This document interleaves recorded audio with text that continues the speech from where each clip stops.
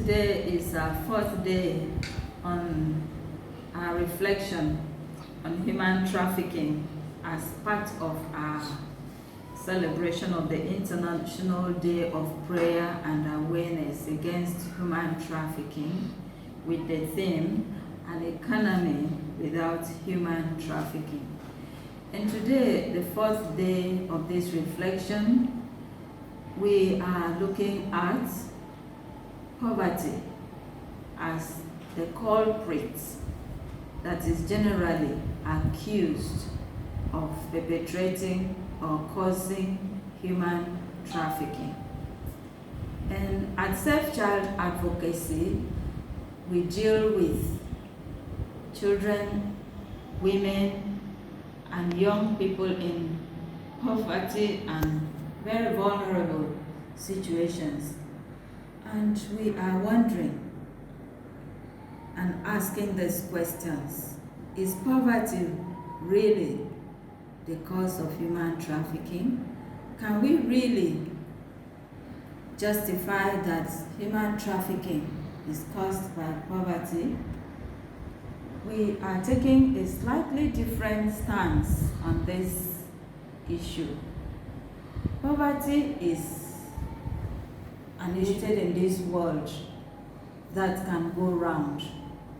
If only people were less selfish, if people could work on their tendency to exploit others, poverty would not necessarily lead to human trafficking.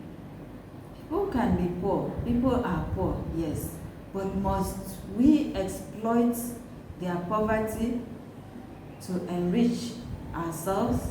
Must we capitalize on their poverty to exploit them further and make them poorer? If people are poor around us, can we not help to lift them up? Can we not empower people to rise above their poverty? Must they be pushed down further, dehumanized, and ill-treated, sold, and enslaved because they are poor? So it is from this point of view that we look at it that poverty is not the cause of human trafficking. Yes, poverty can lure the victim to accept fancy offers. They are deceived into it. Even those who may have an idea that they are going to engage in exploitative works, they can never know the extent to which this exploitation can go. They can never know how dehumanized they can be turned to. So it is the helplessness, their vulnerability that other people exploit, capitalize on, that is looked at as poverty. So it is really not poverty that causes human trafficking. It is the human greed, the tendency to exploit others. If we begin to think differently, as Pope Francis invites us to put up a new way of thinking about life, about relationship, and about people around us, we would begin to help our neighbors, the people in our sphere, to address the issue of poverty properly. There are a lot of resources and enough resources to go around. Today, as we reflect on poverty as a major culprit or perpetrator of human trafficking, what comes to my mind is the fact that should poverty really be blamed? Indeed, it may be one of the factors causing people to be trafficked, but it may be one of the minute factors that are perpetrating human trafficking, in the sense that I believe strongly that if the rich or traffickers do not make that effort to approach victims and entice them in deceitful ways, these victims who we connote as poor, that is poverty of the mind, economically poor, intellectually poor, will not find themselves in such a situation because they will not go looking for avenues where they will be put into slavery. If only the traffickers can come to terms with the fact that everybody has a human dignity, and that human dignity, which is man made in the image and likeness of God, needs to be respected. And if they are willing to respect that, then that means they will not even think of finding deceitful ways to exploit the poor. They will not think of finding deceitful ways where they can make use of another for their own gains, enslave another human person for their own gains. Then what does that bring us to? For me, I think it brings us to the point that the main perpetrator of human trafficking, or the main factor that is leading a lot of people to be trafficked into this modern day slavery, is actually greed and selfishness.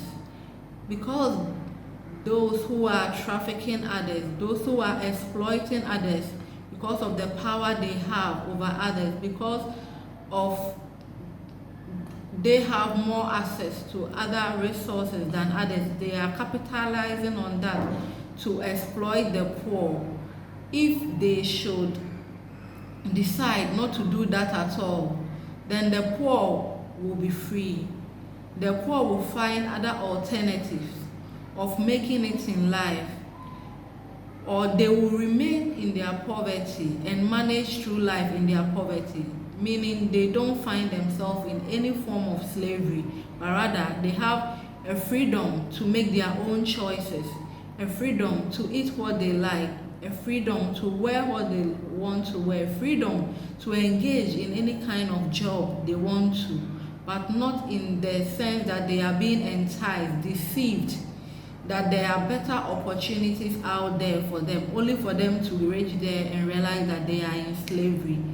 So if people can remain in poverty and then not be found in slavery, then it means that poverty is not really the major culprit of human trafficking, but human greed, human selfishness, the desire to want more, the insatiable desire to amass wealth for one another, not caring about the other person, the insatiable desire to exploit the vulnerable is what is perpetrating this modern day slavery.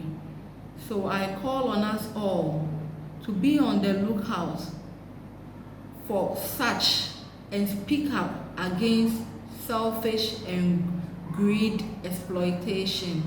Let us speak up against this, because this is the major culprit of human trafficking. Poverty is with us in this world, and there are a lot of people who find themselves in poverty. But then again, there are structures, there are people, there are organizations who are helping the poor to be uplifted. And if everyone is to think in this wise, I believe we will bring all people from the poverty line into a middle class level where everybody will be able to fend for him or herself. So it is not a matter of poverty that is causing people to be trafficked. They don't actually go looking for avenues to be enslaved. No poor person looks for an avenue to be enslaved. The avenue they look for is an avenue for better life opportunity. So if they're rich, if those who are trafficking others, if those who are exploiting them make up their mind not to exploit them further, then I believe the avenues they'll be able to access will not be that of slavery, but then that will give them better life opportunities. So let us speak up against this, speak up against human greed and selfishness, and we believe gradually we can have an economy without human trafficking.